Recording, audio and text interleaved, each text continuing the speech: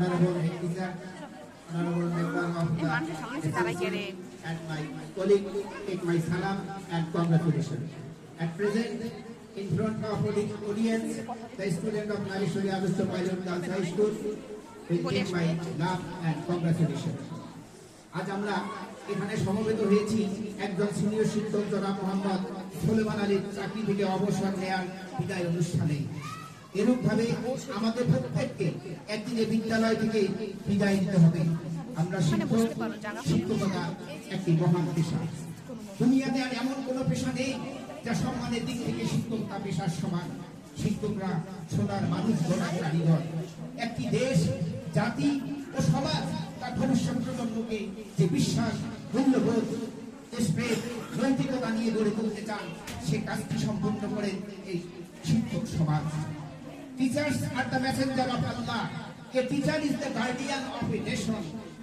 আমি জনাব মোহাম্মদ সুলেমান আলীর উদ্দেশ্যে বলতে চাই, never feel sad on losing anything in your life, because whenever a tree loses its leaf, a new leaf is ready to take its place.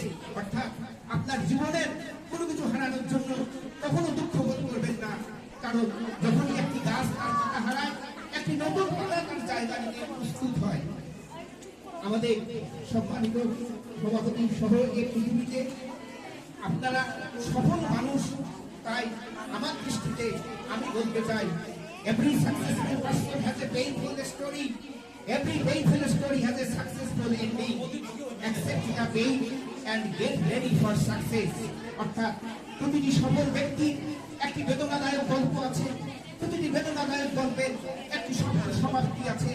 কষ্ট স্বীকার করুন এবং সাফল্যের জন্য এগিয়ে যান। In the battle of life, one wins or losses, but there is no stopping. Life is about moving forward. Don't stop if you feel sad. Through the bad times, meet the good times. অর্থাৎ জীবনের লড়াইয়ে কেউ বা জেতে কেউ বা হারে, তবুও থেমে থাকতে নেই। জীবন মানে এগিয়ে যাওয়া, দুঃখ মেনে থামতে নেই। খারাপ সময়ের মধ্য দিয়েই ভালো সময়ে দেখা মেলে।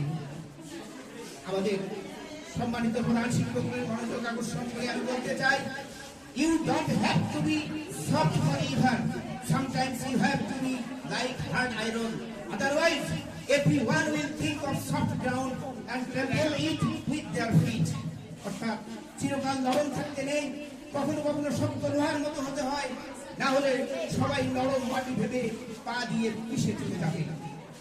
সবশেষে আরো বলতে চাই, a brother can never be brother's enemy.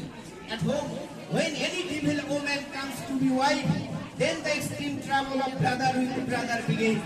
Their first target is to separate from the joint family, then destroy the relationship with other family members. অর্থাৎ ভাই কখনো ভাইয়ের শত্রু হতে পারে না। বাড়িতে যখন কোনো শয়তান নারী বউ হয়ে আসে, তখন ভাইয়ের সঙ্গে ভাইয়ের চরম ঝামেলা শুরু হয়।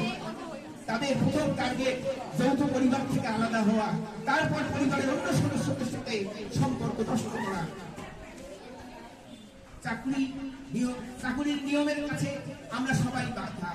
সরকার চাকরির মেয়াদ 60 বছর করেছে, জন্ম তারিখ দেখে তা কতভাবে এমপিও থেকে কেটে যায়, যা মানুষকে আসতে হয় না।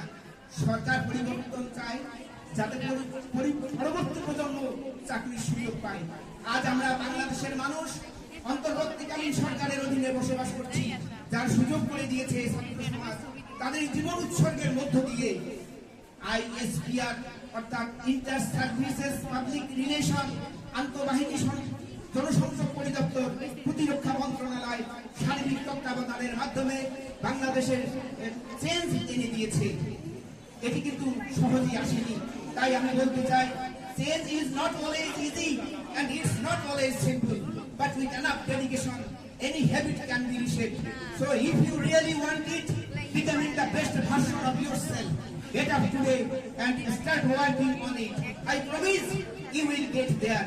আমি সকলের উদ্দেশ্যে বলতে চাই, এই 60 বছরের বয়স কিন্তু পৃথিবী ছাড়ার ইঙ্গিত বহন করে।